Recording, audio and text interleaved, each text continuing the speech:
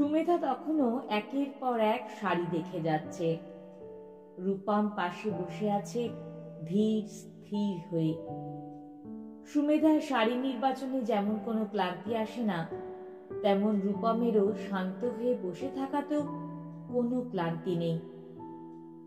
রূপম চেয়ে দেখে তার চারপাশে কত শাড়ি থাকে থাকে সাজানো, আর চাইলেই সে কত শাড়ি কিনতে পারে।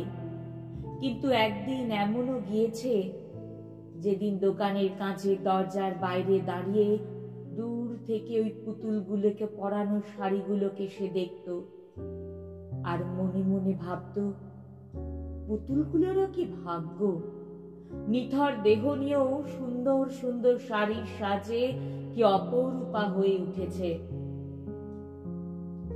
অথচ তার মা রোজ ছেঁড়া শাড়ির ফাঁক দিয়ে নিজের লজ্জাটুকু ঢাকতেই সারা দিন অস্থির। স্বামীহীন বিধবার ভাগ্য যেমন হয়, ঠিক সেরকমই ছিল কনকলতার ভাগ্য। নামে কনক থাকলেও কোনোদিন কনকের সন্ধান সে পায়নি। রূপম তার মায়ের কাছে শুনেছিল, দাদুর বড় সাধের মেয়ে ছিল তার মা। তাই তো 6 ছেলের পরে যখন আদরের মেয়ে হয়, তখন 7 করে নাম রেখেছিলেন কনক, কনকলতা। বিয়ের আগে বাবার এত আদর পছন্দ ছিল না বৌদিদের। তার উপর কনকের বিয়ের সময় অত গয়না দিয়ে সাজিয়ে দেওয়ায় কনক যেন আরো বিষ হয়ে উঠেছিল বৌদিদের কাছে। তাই বাবা গত হওয়ার পরে বাপের বাড়ির দরজা একেবারেই বন্ধ হয়ে গিয়েছিল তার মায়ের জন্য। বিয়ের পরে যে দিন খুব খারাপ কাটছিল তা নয়। প্রাইভেট কোম্পানির কেরানি হিসেবে রূপমের বাবা যা মাইনে পেতে, তাতে 51বর্তী সংসারের মান সম্মানটুকু নিয়ে বেঁচে থাকা যেত আর কি। কিন্তু যখন রূপমের 3 বছর বয়স, তখন তার বাবার ব্লাড ক্যান্সার ধরা পড়ে। 51বর্তী পরিবারের যে লোকেরা এতদিন রূপমের বাবা রাজেশ বাবুর সচ্ছলতার সুবিধাটুকু ভোগ করে চলত, তারাই হঠাৎ করে আলাদা হাঁড়ির ব্যবস্থা করে দিল সস্ত্রীক রাজেশ বাবুকে। অসুস্থ স্বামী আর ওইটুকু দুধের শিশুকে নিয়ে 3টে পেট চালানোর দায়িত্ব এসে পড়ে কনকের উপরে। সেই অবস্থায় বাবার বিয়েতে যৌতুক দেওয়া গয়নাগুলোই ছিল রূপমের মায়ের শেষ ভরসা। কিন্তু 2 বছরের আপ্রাণ চেষ্টার পরেও রাজেশ বাবু আর সংসারের মায়াজালে বাঁধা থাকলেন না। বৈধব্য নিয়ে রিক্ত শূন্য হাতে তখন কনক কি করবে কিছুই জানে না। সে ঠিক করে সেলাই করে কোনো মতে 2টো পেট চালিয়ে নেবে। কিন্তু বাদ সাধেন শাশুড়ি মা। তার চাকরি করা ছেলে বিধবা বউ কিনা মেশিন চালিয়ে সংসার চালাবে, এতে যে বাড়ির সম্মান সবটুকু জলাঞ্জলি যাবে। তাই সর্বসম্মতিতে ঠিক হয় কনক আর তার ছেলের পেটে 2টো ভাত এই সংসারই জুটিয়ে দেবে। বিনিময় কনককে সংসারের সব কাজ করে দিতে হবে। সেই শুরু। তখন থেকেই কাকি জেঠিদের বাতিল করে দেওয়া শাড়িগুলোই ছিল রূপমের মায়ের বেনারসি আর কাঞ্জিভরম। নেতা হয়ে যাওয়া শাড়িগুলি পরতে পরতে ছিঁড়ে যেত। সেই ছেঁড়া শাড়িগুলো রূপমের মায়ের লজ্জা যেমন ঢাকতে পারেনি, তেমনি তার দুঃখকেও ঢাকতে পারেনি কোনোদিন। রূপম শুধু তাকিয়ে তাকিয়ে দেখত এই নাটক। শিশু মনও দাক্ষিণ্যের নামেই অত্যাচার করা প্রহসনকে উপলব্ধি করতে পারত। কিন্তু এত দুর্ভাগ্যেও বিধাতা একটা বর প্রদান করেছিলেন কনকলতাকে। রূপম ছোটবেলা থেকেই ছিল খুব মেধাবী। প্রাইমারি স্কুলে পড়ার সময় তার প্রতিভার জ্যোতি মাস্টার মশাইদেরকে বুঝিয়ে দিয়েছিল যে সে লম্বা রেসের ঘোড়া। ক্লাস 4-এ বৃত্তিতে দুর্দান্ত রেজাল্ট করার পরে এক স্কুল মাস্টার মশাইয়ের সহযোগিতায় রামকৃষ্ণ মিশনের প্রবেশিকা পরীক্ষায় বসার সুযোগ পায় সে। আর ফিরে তাকাতে হয়নি রূপমকে। আর রূপমের ভবিষ্যতের সাথে সাথে রূপমের মা ও সংসারের বাকি সদস্যরাও খুব স্বস্তি লাভ করে, একটা পেটের ভাগ কমে গেল বলে। তারপর মাধ্যমিক পাশ করা অবধি রূপম বাড়ি গিয়েছিল মেরে কেটে ৩-৪ বার। আশ্রমে সবাই যখন ছুটিতে বাড়িতে যেত, তখনও রূপমের আশ্রয়স্থল ছিল সেই মিশন। অত্যন্ত মেধাবী ছাত্র হওয়ায় মহারাজ আর শিক্ষকদের অপার করুণা সে বারংবার পেয়ে এসেছে পুরস্কার স্বরূপ।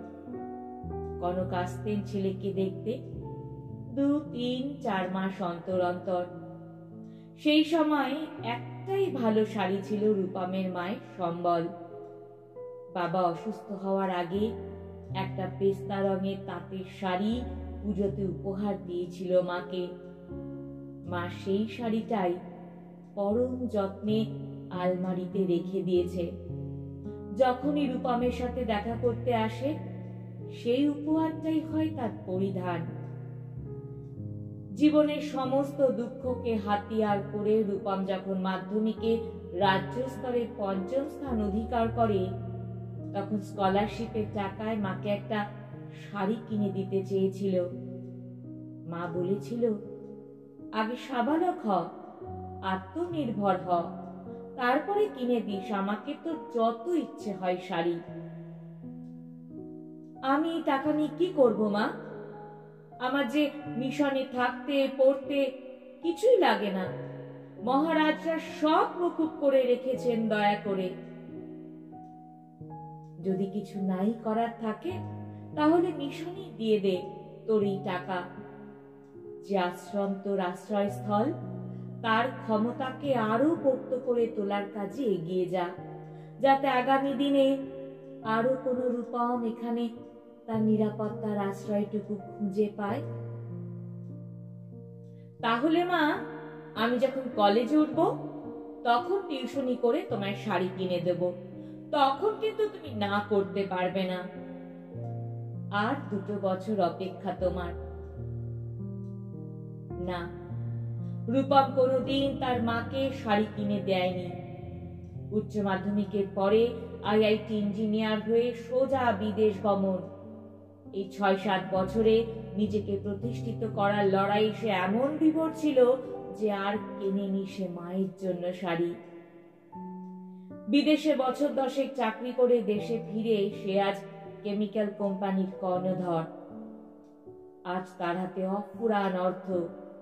সে অর্থ দিয়ে সে আজ হাজার হাজার শাড়ি কিনতে পারে।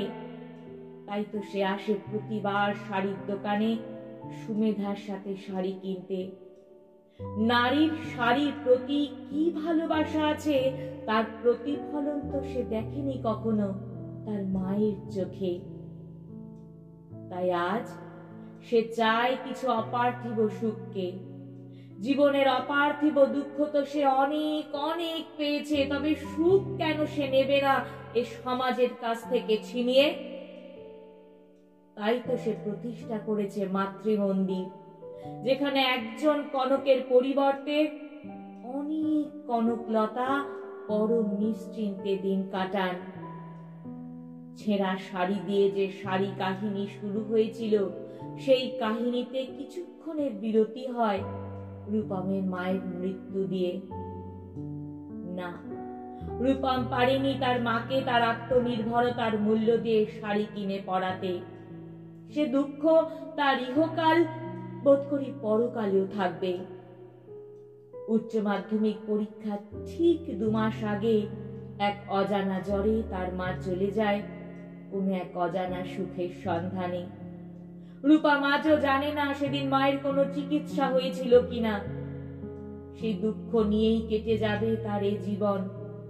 এ দুঃখ মেটা নয়, তাই মিটবেও না কোনোদিন।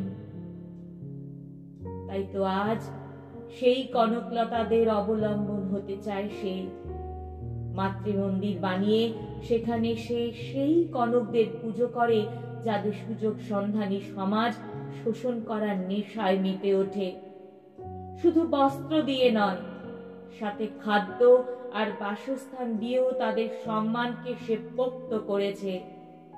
নিজের বেদনাকে বুকের মধ্যে ধিকি ধিকি করে জ্বালিয়ে সে তৈরি করেছে মাতৃমন্দির।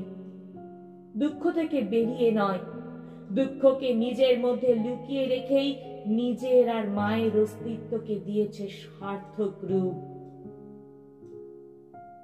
আজ সুমেধা সেই কনকলতাদের জন্য শাড়ি নিতে এসেছে। কনক ইন্ডাস্ট্রির কর্ণধার রূপম চৌধুরী আসেন স্ত্রীর সাথে সেই সুখটুকু কিনতে। মায়ের জীবনের দুঃখ দিয়ে যে শাড়ি কাহিনী শুরু হয়েছিল, তার শেষটা অন্তত আজকে রূপম বাবু চান সুখে বদলাতে। পৃথিবীর কোনো প্রান্তে বসে হয়তো মা দেখছে যে সেই সুখ না পেলেও তার ছেলে পেরেছে সেই সুখটুকুকে আদায় করে নিতে।